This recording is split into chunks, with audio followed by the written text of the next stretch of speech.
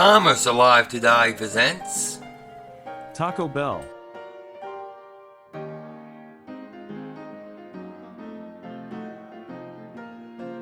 In 1946, Glenn Bell, a World War II veteran, opened a hot dog stand in San Bernardino, California. The 23-year-old Bell decided to start his own business after working for a local gas company and a railroad system.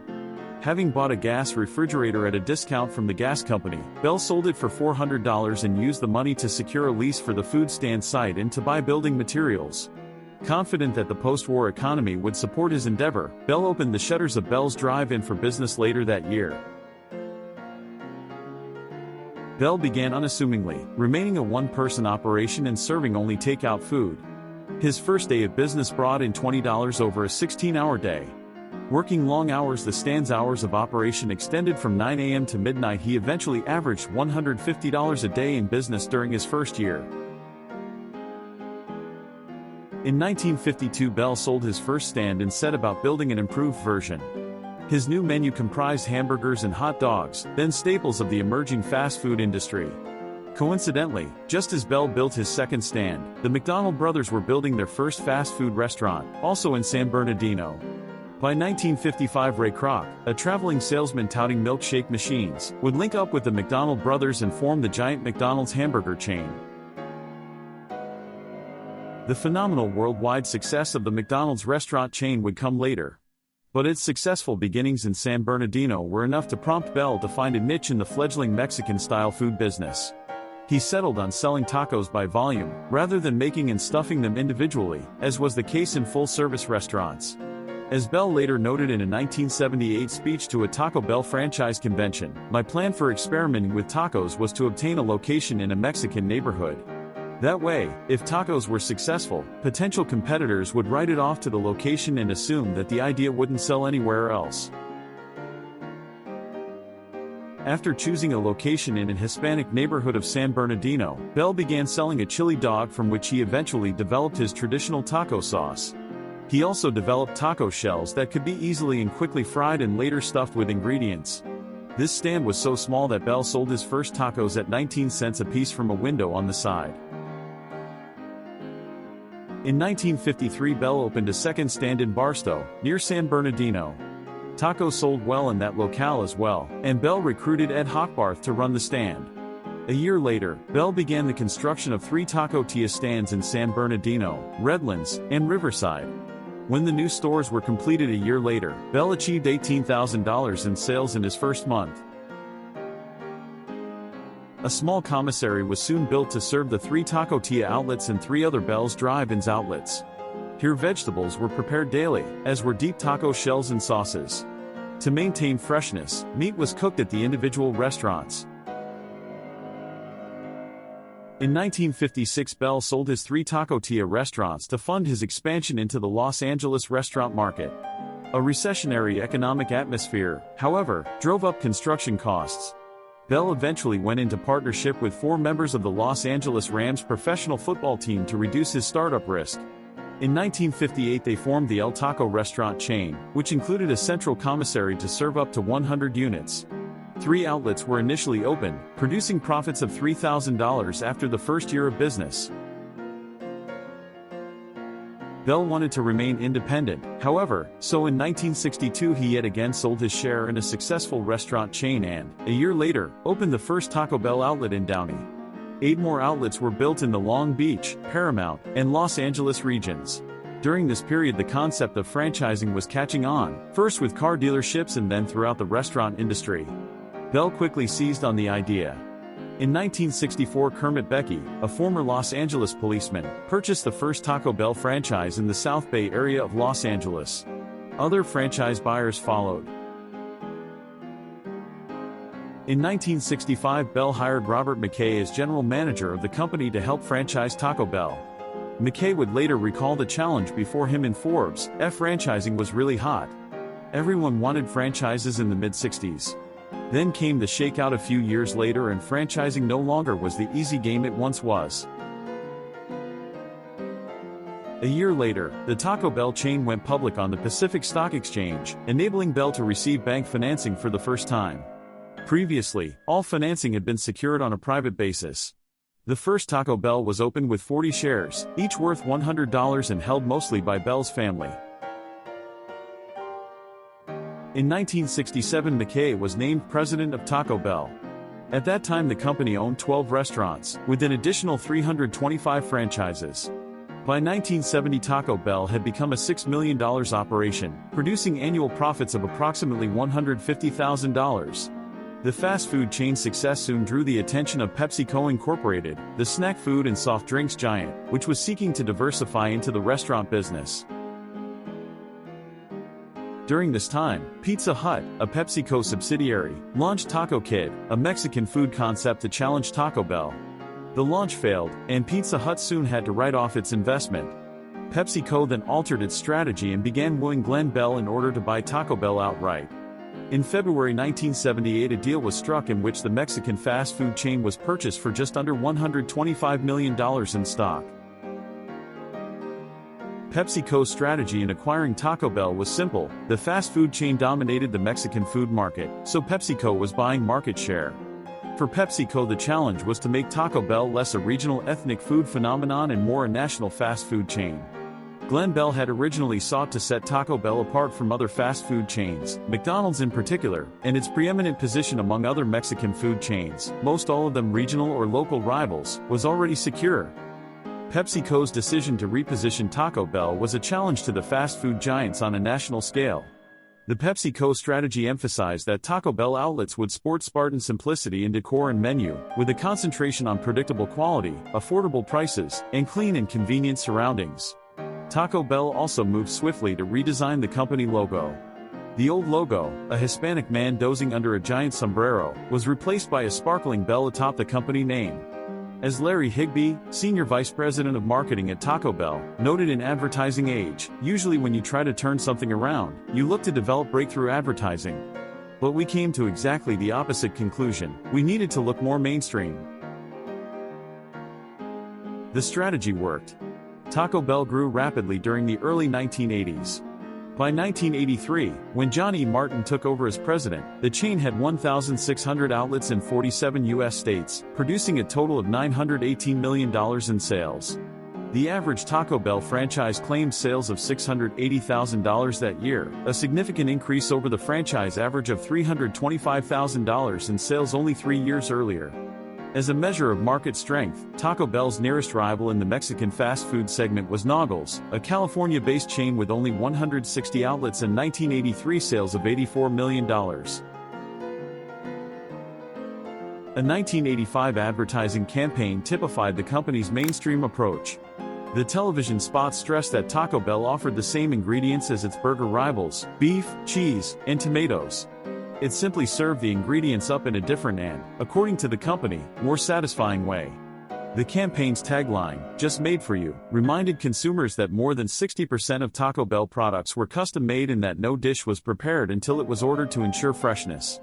By 1986 Taco Bell had grown to 2,400 outlets with just over $1.4 billion in sales.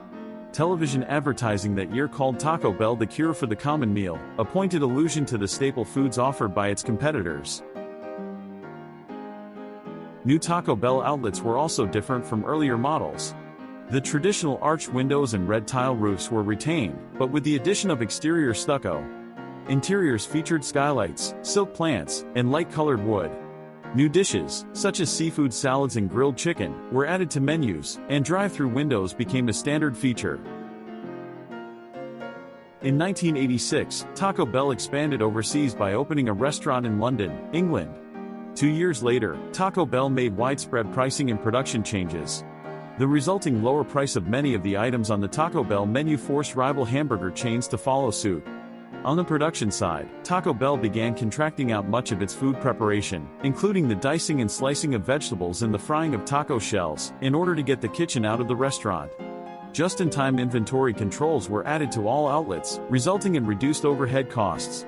Electronic information systems installed in all Taco Bell outlets cut down significantly on management paperwork. Staff responsibilities changed as well, as Taco Bell reversed the 70% kitchen and 30% dining room ratio in all its outlets. As Zane Leshner, the company's senior vice president for operations, commented in Financial World in 1991, "We no longer dedicate an awful lot of labor and space to doing things that have no customer value at all." The strategy paid dividends for Taco Bell. The streamlining steps enabled the Mexican fast food chain to raise its profits by 25% annually during the late 1980s at a time when it was sharply dropping its prices. The company's success, coming when the late 1980s recession led to savage price cutting and cutthroat competition in the fast food industry, impressed industry analysts. A 1991 article in the Harvard Business Review named Taco Bell as the best performer in the fast food industry at the time, surpassing traditional market leader McDonald's. The authors wrote, "If McDonald's is the epitome of the old industrialized service model, Taco Bell represents the new, redesigned model in many important respects."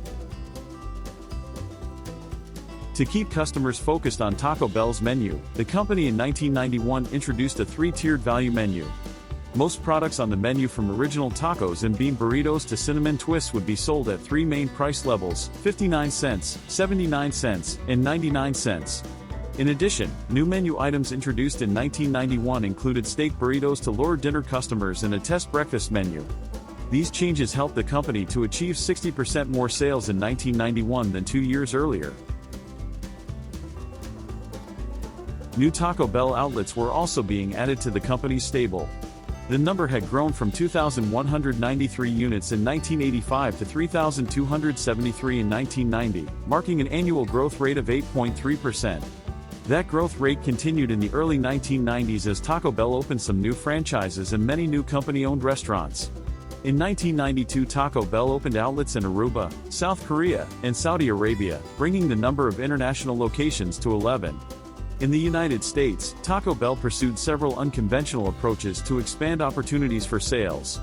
In addition to opening new restaurants, the company introduced Taco Bell Express small outlets with a limited menu and little or no seating in airports, business cafeterias, and sports stadiums. Street carts took this idea a step further. In addition, to take advantage of the growing take-home food market, Taco Bell forged agreements with supermarkets for counters within their stores. Although such counters created competition for the supermarket's own deli stands, the increased traffic through the store and the percentage the supermarkets got from the fast food sales was felt to offset any business stolen from delis. Taco Bell also entered the supermarket venue through a line of taco shells, salsa, and refried beans in 1993. In all, CEO John E. Martin hoped to have 250,000 distribution points by the next century. However, this aggressive expansion raised the ire of many franchisees, who felt the new restaurants and outlets threatened their own sales. A comparison of Taco Bell Corporation's profits and average sales growth per store seemed to validate the franchisees' fears. Between 1989 and 1992, the company's operating profits had grown by approximately $100 million, whereas average sales growth per store had fallen from about 16% to 7% a year. Some franchisees also felt threatened by the company's move toward more company-owned stores. CEO Martin claimed that the problem stemmed from franchisees' unwillingness to change. "Sometimes you have to lead people kicking and screaming to the right answer," he explained to Amy Barrett of Business Week. Parent company PepsiCo's attitude toward aggressive expansion reversed itself in the mid-1990s, however. Its hefty investment in new outlets and company-owned stores failed to provide an adequate return, especially when compared to its other core businesses. Its restaurants, including Taco Bell, had operating margins of 7%, whereas its beverage division was seeing margins of 13%, and its snack division, 17%. The initial solution tried by Roger Enrico, the new chairman and CEO, was to reduce the percentage of outlets owned by the company, which stood at 60% in 1995.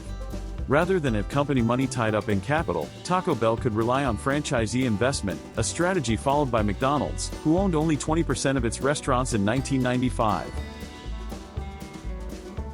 From August 1997 to July 2000, Gidget the Chihuahua was the brand's advertising mascot, a campaign developed by TBWA. Voiced by Carlos Alazraqui, slogans included "Yo quiero Taco Bell, I want Taco Bell," "Drop the Chalupa," and "Viva Gorditas." All became catchphrases in popular culture. In 1997, PepsiCo experimented with a new fresh grill concept, opening at least one Border Bell restaurant in Mountain View, California, on El Camino Real, SR 82. Close to the time that PepsiCo spun off its restaurant business in 1997, the Border Bell in Mountain View was closed and converted to a Taco Bell restaurant, which was still open in 2018. Still, this step did not satisfy PepsiCo's need for a greater return on its assets, and the company prepared to sell its restaurant division. In the late 1990s, PepsiCo drew together its restaurant businesses, including Pizza Hut, Taco Bell, and Kentucky Fried Chicken, KFC, placing them in a single division. All operations were now overseen by a single senior manager, and most back-office operations, including payroll, data processing, and accounts payable, were combined. In January 1997, the company announced plans to spin off this restaurant division, creating an independent publicly traded company called Tricon Global Restaurants Incorporated. The formal plan, approved by PepsiCo Board of Directors in August 1997, stipulated that each PepsiCo shareholder would receive 1 share of Tricon stock for every 10 shares of PepsiCo stock owned. The plan also required Tricon to pay a one-time distribution of $4.5 billion at the time of the spin-off. If approved by the Securities and Exchange Commission, the spin-off would take place on October 6, 1997. In September 2000, up to $50 million worth of Taco Bell branded shells were recalled from supermarkets. The shells contained a variety of genetically modified corn called Starlink that was not approved for human consumption. Starlink was approved only for use in animal feed because of questions about whether it can cause allergic reactions in people. It was the first ever recall of genetically modified food. Corn was not segregated at grain elevators, and the miller in Texas did not order that type. In 2001, Tricon Global announced a $60 million settlement with the suppliers. They stated that it would go to Taco Bell franchisees and TGR would not take any of it. In 2000, Taco Bell Tasty Temple Challenge was released for DOS by Taco Bell as the publisher and developed by Brand Games as a kid-friendly first-person 3D action shooter with gameplay similar to that of Doom and Wolfenstein 3D in terms of combat and exploration, serving as an advertisement for the brand. The player controls Baja Bill, who explores a temple of a lost jungle civilization, battling snakes and scorpions with Taco Bell's hot and wild sauce. Food from the brand also appears in-game and is used to replenish the protagonist's health. On July 1, 2009, Taco Bell replaced 20-year sponsor McDonald's as the fast food partner of the NBA.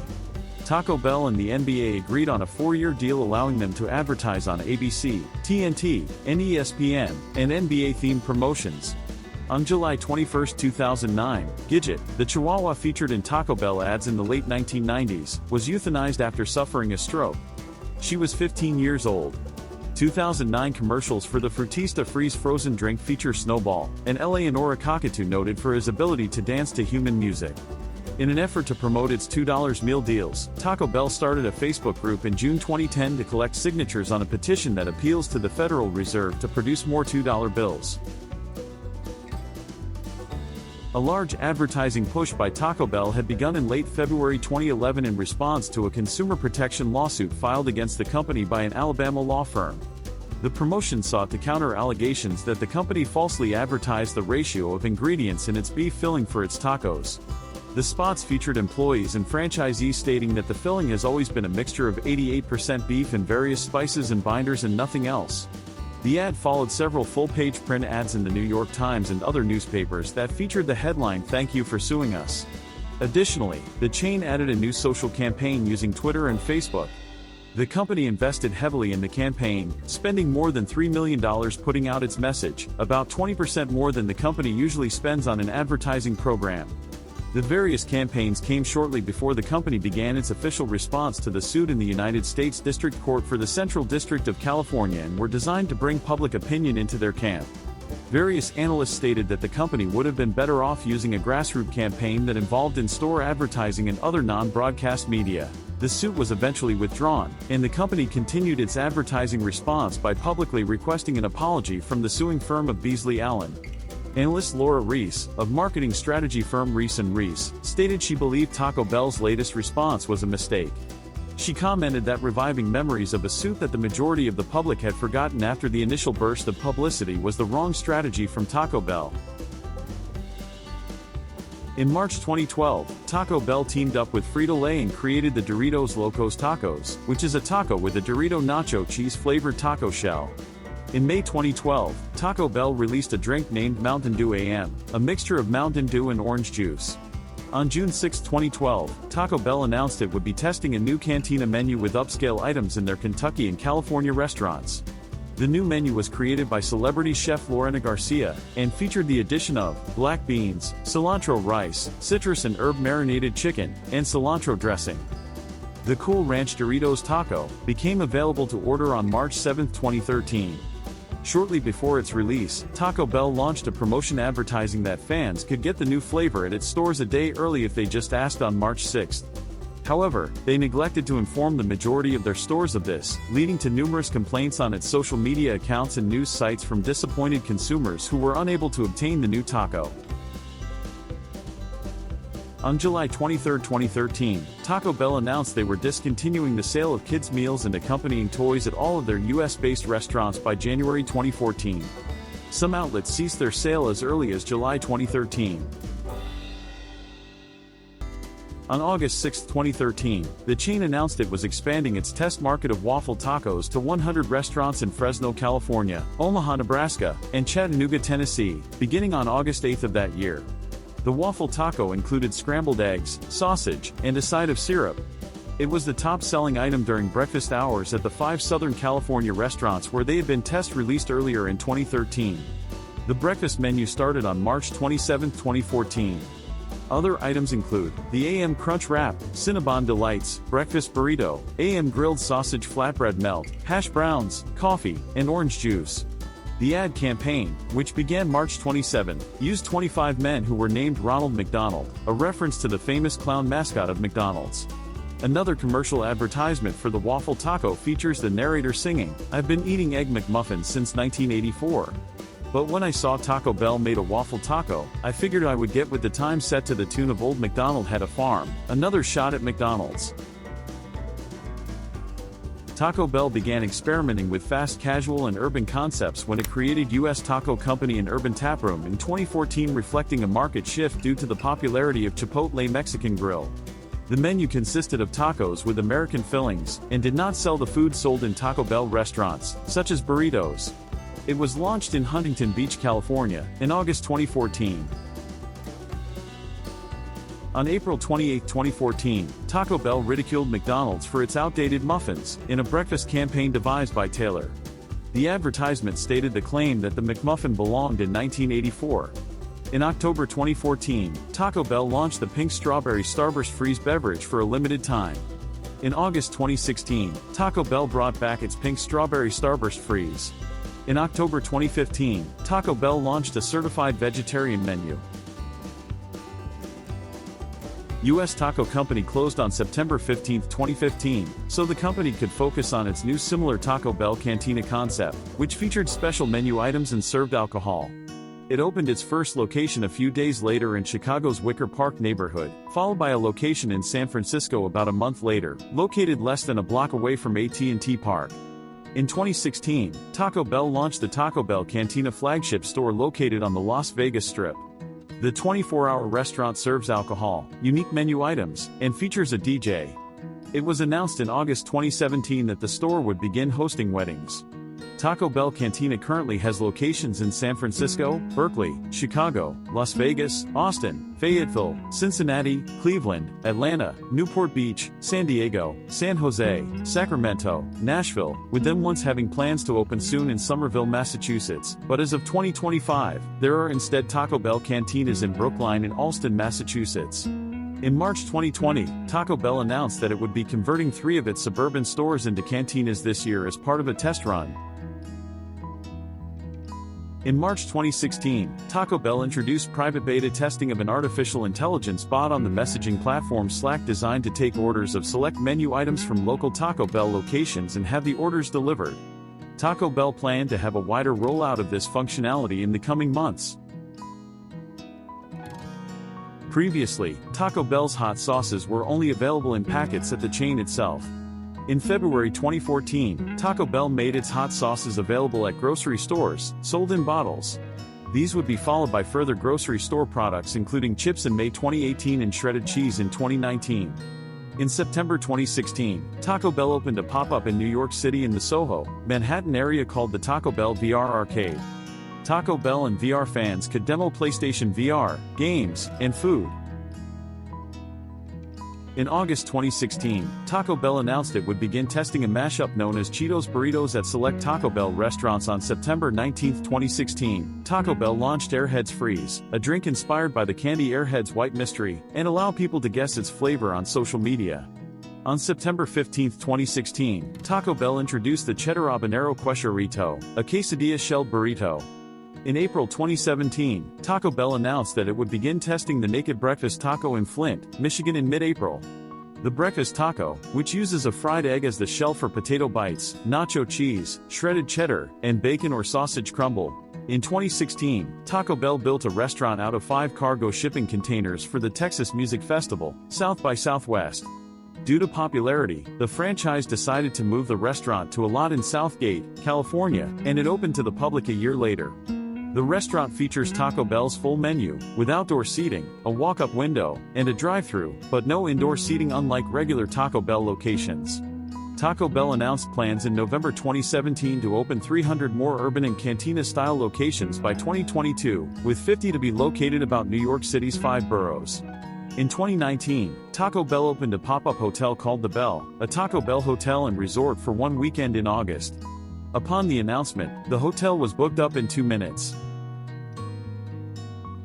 In 2017, the company released the Naked Chicken Chalupa that uses a chalupa shell made from chicken, using a similar idea to the Double Down and later that year the Naked Chicken Chips, which are chicken nuggets shaped like chips with nacho cheese. In July 2017, Taco Bell announced a partnership with Lyft in which Lyft passengers in Orange County, California, can request taco mode on their way to their destination from 9 p.m. to 2 a.m., having a stop at Taco Bell. The program was canceled after much negative feedback from drivers. On September 21, 2018, Taco Bell announced National Taco Day, celebrating its global reach outside of the United States, to be celebrated in 20 countries. In January 2019, Taco Bell nearly doubled its television advertising spending to $64 million. In September 2019, Taco Bell revamped its menu for the fall season. In July 2020, Taco Bell announced the Grilled Cheese Burrito. The burrito is a recurring menu item that occasionally reappears for a limited time.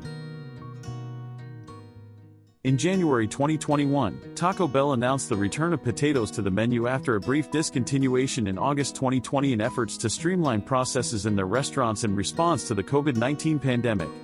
In addition to the potatoes, the company had announced plans to expand their vegetarian menu by introducing Beyond Meat as a plant-based vegetarian customization option. In April 2021, Taco Bell said that it would start reusing hot sauce packets in partnership with the recycling company TerraCycle, aiming to reduce the environmental pollution. In August 2021, Taco Bell announced the Crispy Chicken Sandwich Taco. On January 6, 2022, Taco Bell launched a digital taco subscription service called the Taco Lovers Pass through the company app. For the cost of $10, a customer can order one of 7 different tacos each day for 30 consecutive days.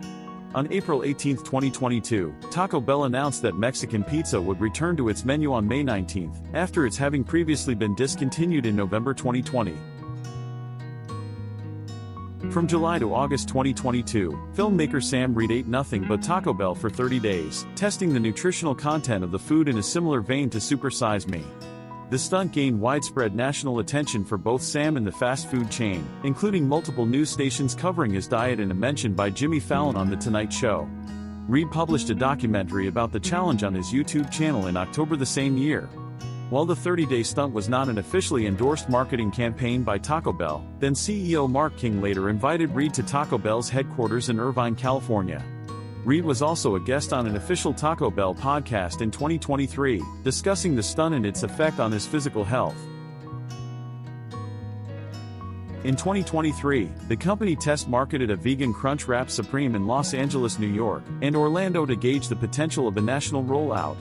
Bon Appetit tested a vegan Crunch Wrap alongside a non-vegan Crunch Wrap purchased at the store in Midtown Manhattan and said the differences between the two were also genuinely difficult to discern.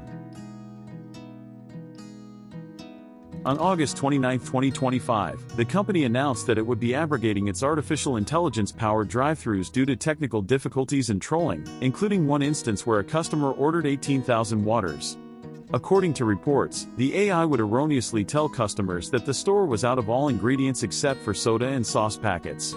There were also reports of the AI bots simply disallowing customers to modify their orders, such as replacing meat with beans. The phenomenon quickly became an internet meme. One video on TikTok appeared to show a customer attempting to order McDonald's food items from Taco Bell, which was allowed by the system. Dane Matthews, the chain's chief digital and technology officer, told the Wall Street Journal, "We're learning a lot, I'm going to be honest with you. I can tell you it's a very active conversation inside Taco Bell in partnership with our franchisees. I think at the end of the day, it's really, really early. And we feel that. And I think other brands feel that, too." Taco Bell stated that it was seeking to address the situation with a hybrid approach. Taco Bell announced plans to stay in its current corporate headquarters in Irvine until 2030.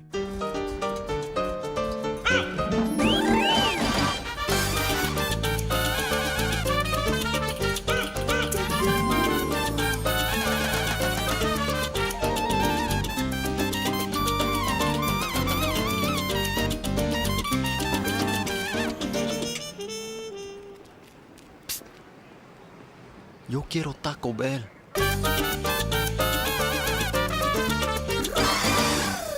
If you have any fond memories, please indicate it at the comments below. Thanks for watching, subscribe, and like.